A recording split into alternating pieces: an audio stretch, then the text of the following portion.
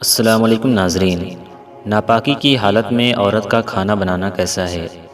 محترم ناظرین، آج کی اس ویڈیو میں ہم آپ کو یہ بتانے والے ہیں کہ کیا اگر کوئی عورت ناپاکی کی حالت میں ہو تو اس عورت کا کھانا بنانا جائز ہے یا جائز نہیں ہے؟ تو اس کا سیدھا سا جواب یہ ہے کہ اگر کوئی عورت ناپاکی کی حالت میں ہو تو اس عورت کا کھانا بنانا جائز ہے، اور اس عورت کے ہاتھ کا بنا ہوا کھانا کھانا بھی جائز ہے۔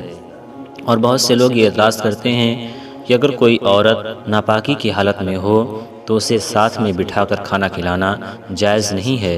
یہ ان کی غلط فہمی ہے، بلکہ کوئی عورت اگر ناپاکی کی حالت میں ہو تو اسے اپنے ساتھ بٹھا کر کھانا کھلانا بھی جائز ہے۔